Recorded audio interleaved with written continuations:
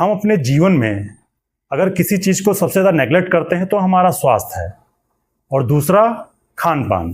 अगर इन चीज़ों पे हम ध्यान देते रहें तो हमारी क्वालिटी ऑफ लाइफ काफ़ी इम्प्रूव हो जाएगी।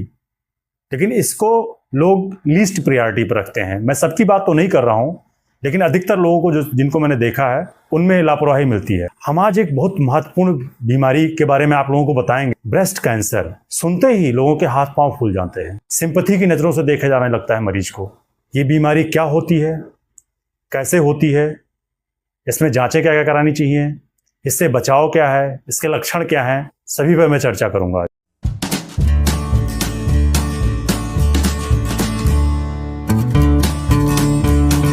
नमस्कार दोस्तों, मैं डॉक्टर विकल्प मिश्रा आप सभी का स्वागत करता हूं अपने यूट्यूब चैनल पर। जो लोग नए हैं, पहली बार विजिट किए हैं, वो लोग चैनल को सब्सक्राइब कर लें ताकि उनको नई नई बीमारियों के बारे में नई नई जानकारियां, नए नए अपडेट्स आपको समय समय पर मिलते रहें।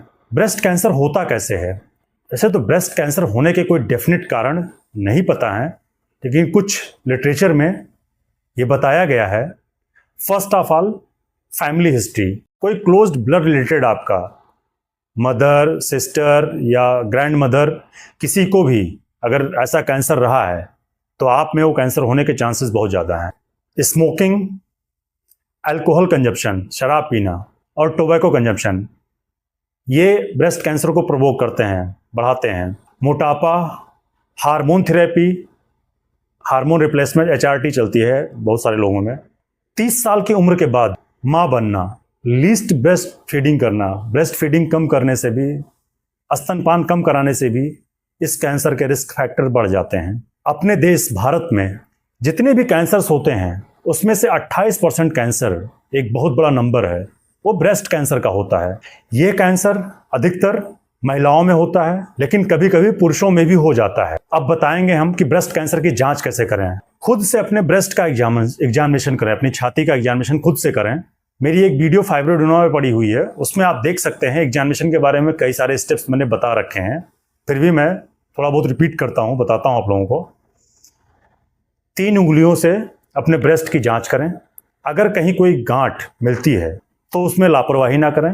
अगर शीशे के सामने खड़े हो जाएं और देखें, अपनी दोनों ब्रेस्ट को देखें, अगर किसी के साइज में कोई डिफरेंस है या निप्पल इन्वर्टेड है तो ये ब्रेस्ट कैंसर के लक्षण हो सकते हैं। अगर आपके ब्रेस्ट में कोई गांठ बिना दर्द के मिलती है और अगर निप्पल से रेड कलर का डिस्चार्ज आता है, अगर निप्पल को आप दबाएंगे तो रेड कलर का सीरियस डिस्चार्ज आता है, इसमें बिल्कुल लापरवाही ना करें, तुरंत अपने डॉक्टर को दिखाएं। अब इसकी इन्वेस्टिगेशन, लाइव इन्वेस्टिगेशन और रेडियोग्राफिकल एग्जामिनेशन भी कराते हैं। मैमोग्राफी की जाती है, अल्ट्रासोनोग्राफी की जाती है और गांठ की FNAC कराई जाती है। अगर आप चेक कर रहे हैं अपने हाथों से तो अपने आर्म पिट को जरूर चेक करें, देखें कहीं उसके आसपास तो कोई गांठ नहीं है।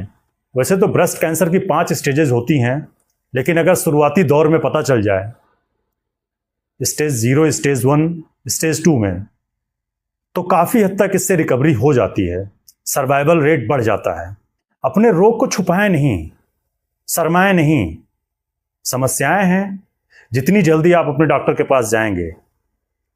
बहुत सी महिलाएं शर्माती हैं, नहीं बताती हैं, ये गलत है। अगर आपको कोई परेशानी है तो आप तुरंत अपने घर वालों को बताएं, डॉक्टर्स को दिखाएं।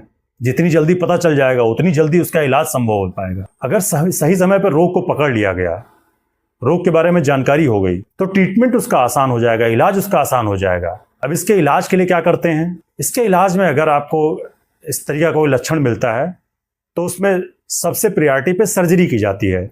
सर्जरी में कई सारी चीज़ें हैं, कई सारे तरीके का ऑपरेशन है, जो कि बीमारी की सीवियरिटी पर डिपेंड करता है कि आपका कौन सा ऑपरेशन होगा। Mammoplasty, tissue exploration, lymph node dissection, lumpectomy and mastectomy, और स्टेजेस के अकॉर्डिंग उसमें कीमोथेरेपी और रेडियोथेरेपी भी ऐड किया जाता है।